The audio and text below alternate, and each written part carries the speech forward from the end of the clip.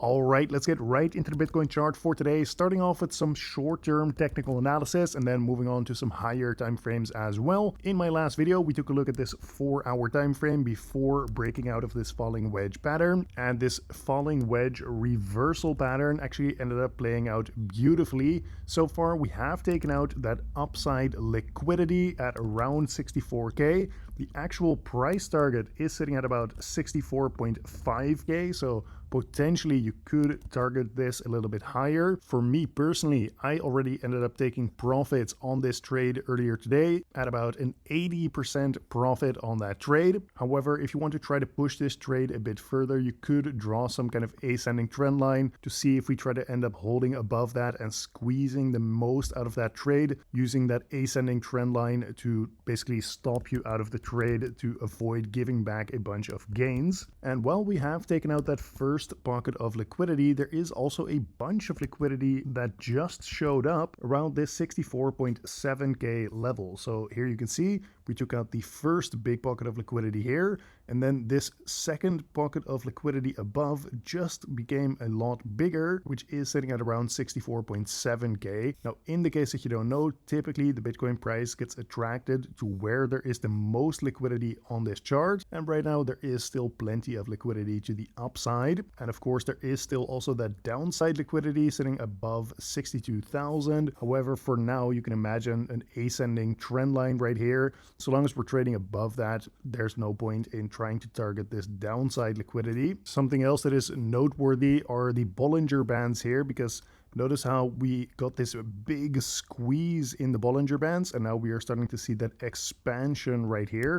So this is all going exactly according to plan. Therefore, for now, as long as we don't get a move below 62.8K, I am still bullish biased here on the 4-hour time frame, with that first warning signal being a move below this ascending trend line, and the confirmation of a next bearish move being if we break down below that point of the breakout. On the 1-day time frame, we bounced from this big area of support once again, sitting from 62.5 all the way down to 60K, and the next area of resistance is sitting from 65 all the way up to 66,000. And what we can see here on the 1-day time frame is exactly what I warned about in my last video. This is exactly why I said, look, I want to see a break down below 62K instead of using the candle closes here with 62.7K roughly, because we were trading so close to this previous low that before flipping more bearish, I wanted to see a proper candle close below the lows.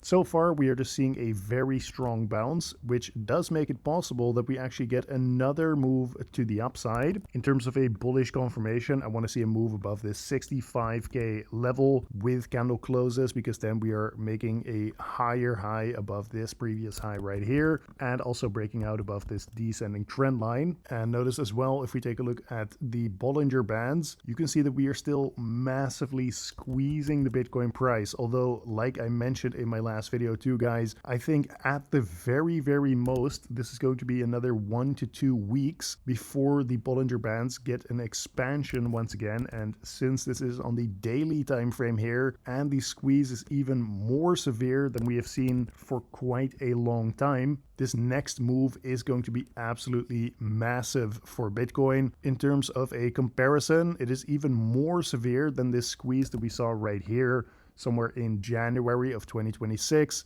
and this ended up leading to about a 10% move to the upside first, followed by about a 40% move to the downside. So massive volatility, massive expansion in the Bollinger Bands, which is why the next 1 to 2 weeks are going to be very important to actually stay focused on the market and not get distracted simply because it looks like Bitcoin is doing nothing at the moment. And once again, you can see it on that 4-hour time frame here too, right? It seems like nothing is really going on. Then especially this weekend, it was just zero volatility, and then suddenly you get this huge bump, in this case to the upside. And for everyone who stopped paying attention and stopped, for example, watching these videos or stopped paying attention to the charts, they're going to miss a move like this and miss, well, in my case, an 80% profit on that trade, right? So either way, let's quickly zoom out to the 1 week time frame. We are still spending some time at this descending trend line, and we still have this bullish divergence confirmed in the charts. In the case that you don't know, a bullish divergence points towards us getting a break from all of this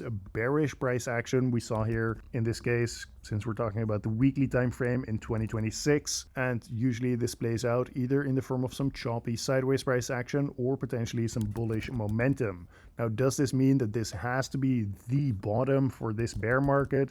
No, it actually does not. We could just spend quite a bit of time actually chopping sideways, then making another lower low, and then only moving to new highs and potentially even forming another bullish divergence in here as well. So that is something to take note of. If anyone here is telling you like, look, we have a bullish divergence and therefore the bottom is in and we will go up only from here, they are just being very, very disingenuous. For example, in the 2022 bear market, we actually did have a bullish divergence here as well, as you can see in orange, but this ended up getting invalidated by getting a massive red candle. This was about a 15 to 20% move to the downside after the bullish divergence confirmed. Then we ended up confirming another bullish divergence in here, and that ended up marking the bottom for the bear market. So that's why I'm saying just because we have one bullish divergence doesn't mean that that has to be the bottom for Bitcoin. And in terms of the market structure, that is actually still bearish. We're still making lower highs and lower lows. However, what would actually change my mind is if we get a move above this 83K level, because at that point,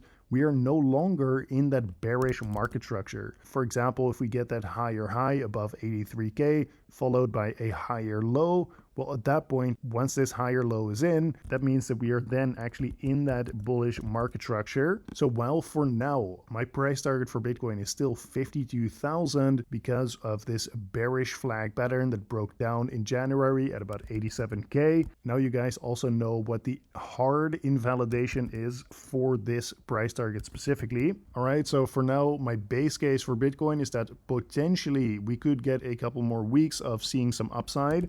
However, also part of the base case is that I think we are not going to be making a new higher high above 83,000 during this bear market. So therefore, the base case, like I said, is that we are going to make a new lower low first below this 59,000 US dollar level, potentially hitting this price target somewhere later in the year, and from there actually entering into that next bull market. For now, I am actually positioned both ways. So I have about a 50% allocation for my spot that I already deployed, right? So 50% of the amount that I wanted to invest into Bitcoin during this bear market, I have it deployed, even while I am expecting new lower lows, because I cannot be 100% sure that those lower lows are actually coming.